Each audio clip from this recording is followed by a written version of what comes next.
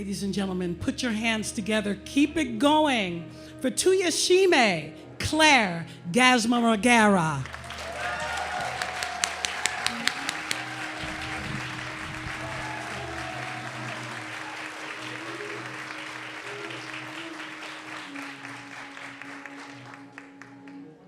It was 2017. I was 8 months pregnant with my first baby. And I was watching television, 6 o'clock news on ABC. And I saw white supremacists marching in Charlottesville, Virginia. And they were chanting with hate and anger. Jews will not replace us. Jews will not replace us. Blood and soil, go back to Africa, all kind of stuff. Immediately, I started crying. I was not afraid that the white supremacists were going to find me in Detroit, but it was a wake-up call. I was reminded about my history. In few seconds, I was taken back to my home country of Rwanda. In 1994, the plane that was transporting the president of Rwanda and the president of Burundi were shot, and they died along with their delegation. My father was a mayor, and he was an elected member of parliament for a united government that was going to unite two parties. Immediately, we started hearing shotguns. My sister and I was 10 years old and 10 months, I remember. And my sister was 8. We were happy that we were going to spend our night in my dad's and my stepmom's bedroom. The next morning, that night, my father was one of the people who received the call. The president is dead. After all, the airport is situated in the district where my father was the mayor. The next morning, the Hutu militia put barricades in the street, and they were asking for identification. We have 3 ethnic groups. We have Hutu, Twa, and Tutsi. And they were looking to eliminate the Tutsi. If you were Tutsi, you would be killed. The same day, we received a visit from the United Nations Army. They were in my country on a mission to keep peace between 2 parties that were in conflict. They told my father that he should evacuate because people who were in a position like him were being killed. My father was a big guy. He was tall, and he said, no, things will calm down. Just give it a few days. I cannot leave my people. They voted for me. But things didn't calm down. The next day, my house was attacked. They were looking for my stepmom. They were calling her a snake, saying she was a cockroach, she was Tutsi, and they were chanting, just like the white supremacists were chanting. And they were chanting, Iye tuwatsemba tsembe, Iye tuwatsemba tsembe, which means, let's eliminate them, the Tutsi. As they were chanting, our windows would be shaking. Maybe it's my imagination. And I was tiny. We were so scared. My house was guarded by policemen. And the crowd of people who attacked my house, some were carrying machetes as they were killing clubs. And they was chanting with hate. And the policemen couldn't stop them. They ended up in the compound. And my father went out to negotiate with them. Two of the policemen took me, my sister, and my stepmom to hide. We lived in a neighborhood where it was a safe neighborhood. I couldn't imagine that neighborhood being attacked. We were living with foreigners from all over the world. And we went to hide to my neighbors. And in the middle of the night, we were told that houses of foreigners were being searched. And we were returned home. It was a scary moment. Nobody was cooking. You know, as a child, you are used to a schedule, but it was something else. The next morning, we received a visit. Another member of parliament was coming to my house for refuge. He came with his wife, his children and grandchildren, and his sons and their wives. In a minute, my house had more than 40 people. And my father knew that our house has been attacked. And he called the United Nations Army to come and rescue us. And they came. It was their mission to protect high-level politicians, and my father was one of them. That's how we ended up in the United Nations camp. When we got there, there were so many refugees. Some were wounded, and women and children, we stayed in a big hall. Men would spend nights listening to radio. There were two big trucks with heavy guns. One was pointing in the north gate, and another was pointing in the south gate. We felt safe. There was no water, there was no food. We had few toilets, but we felt safe that the Hutu militia were not going to come and kill us. 2 days later, 10 soldiers from Belgium. The UN had many soldiers from different countries. 10 soldiers from Belgium were killed when they were trying to protect the Prime Minister of Rwanda. Immediately, the United Nations decided they were going to take back all the soldiers from Belgium. My father was commissioned to break the news. We all screamed, "We're going to die, we're going to die, we're going to die." But they left. They left with their heavy guns, which were supposed to protect us. The minute they left, the Hutu militia, this time they came with the army, which the army, they had weapons. And they attacked through the north gate. At that time, I was sick. And I couldn't run. I was tiny. And I stayed in the hall with other weak and women and children. And other people ran. I could hear my dad telling people on the speaker, "Run, run, run. There's another UN camp. Run, run." He was giving direction, and people were running through the south gate. I stayed there. And as they were advancing, they were looking in different buildings. And they reached the building where I was in. And they started shooting randomly and throwing grenades. And they could see the body of people just in the air, and blood was everywhere. I was tiny, maybe, I don't know.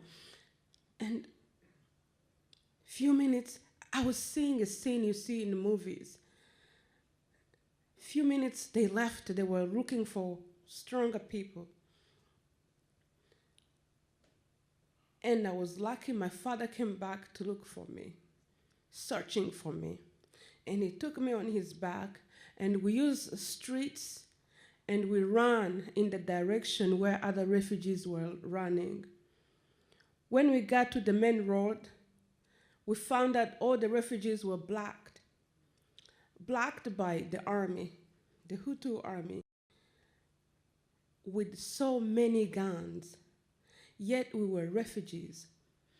We were hopeless, miserable. It was raining. And they told us we looked like garbage and we deserved to be thrown in the garbage collection center on Nyanza Hill. It's a long walk, and that's how they marched us, walked us to Nyanza Hill. I was again lucky because one of the killers recognized my father and took us out of the crowd and told us to run for our lives because we were going to be killed. In the middle of the war, we got reunited with my stepmom. My stepmom was beautiful. You know, she spoke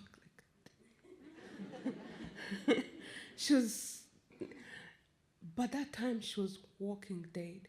Her shirt was full with blood. Her hair had flesh from other people, from grenades thrown. And she told us she lost my sister when they started shooting. She ran away.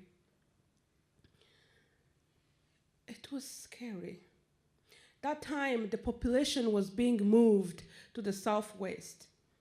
We ran with other refugees to the southwest of the country. And we went to my grandfather. We stayed with my grandfather, the father of my father. There, they were still looking for Tutsi. In the middle of the night, they would be carrying taiki torches, just like the one I saw with the white supremacists. And they would be chanting, hunting down Tutsis who may be still alive. That time, my stepmom was pregnant, and she had to hide house to house. In July 1994, 3 months later, the country was captured by the Tutsi. They were then rebels. Half of the country, and they were calling people to come back. As a crowd of refugees, we wanted to go back, and we went back. When we got there, there was a screening entry point. And there would be people called Kada, they were intelligence people. And they would screen who would be killed, who would be alive. We were housed in semi-destroyed houses. In the middle of the night, they would be torturing people all night long. During the day, they would be dragging men and women, handcuff them, beating them with a club on the chest, and they would be vomiting blood. As a child, I was then 11, I was like, who is the good guy? Because people are paying hate with hate. And my father, time came, they handcuffed him, they poked his belly, telling him he ate people. And they would be turning to my stepmom, telling him, you married a Hutu. This is an animal. He will eat you. Hutu are savages. I was confused.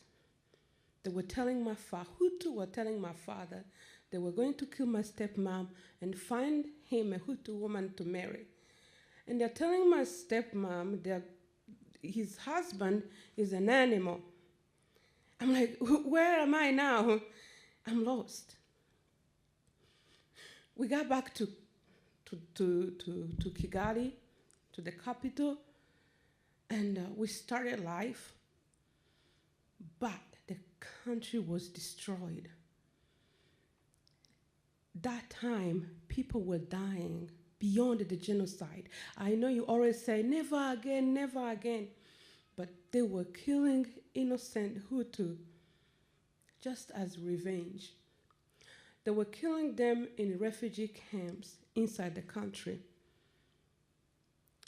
And they even crossed the border and went to the Congo, and they would kill them like flies. In a minute, 200 people related to me were dead. It was confusing. And I was mad because nobody came to ask. Nobody came to cover the news. Nobody came to pay attention to what was happening. In front of TV, when I was watching the white supremacist, I was reminded that I was not free until I speak up against hate. I was reminded it was my first time to have a child. It's like you feel like the whole world, you think, you overthink. And I was scared for my children that they will have to live with hate without knowing why they have to live with hate. I was scared my children will have to live with a history of the genocide that has been cited in one story, a story that tells you that Hutu, they killed people, end of story, but never tell you about the other side of the story. Never tell you that since 1995, we invented the Congo. I'm not part of it, by the way. And 6 million of Congolese people have died. Every minute, a woman is raped. I cannot tell you the numbers of Hutu who have died so far, but we rarely talk about it. We have no justice. We have no time to remember. And I always feel guilty and feel shame. I want to break free from shame of being who I am. Dear world, I'm a child of Hutu people, but I have Tutsi blood flowing in me. We have been intermarried so it's difficult even to say who is who. I should not be ashamed to be who I am. I'm not a part of everything that happened. I don't want my children to be ashamed of who they are. At the same time, I want to raise awareness about hate. Don't take it lightly. It started with words, with chanting, and it ended up with killing people. And as I was thinking, I discovered that hate has no color. Hate has no nationality.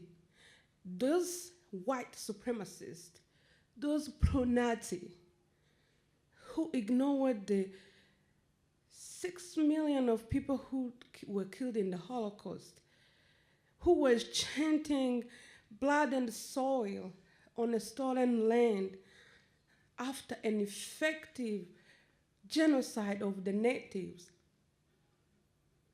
They looked like the Hutu militia in Kigali, the street of Kigali. And they looked like the people who were doing revenge, who were inventing the Congo, who were doing all the harm. Hate has no color. And we will never be free unless we speak up against hate. And I'm not part of any hateful group. I am me. I am free. I'm free from hate because I chose to replace hate with love. And I chose to replace hate with freedom. And that's the legacy I want to give to my kids. And as we are here, remember we are one family, one big, giant family of human race. Thank you.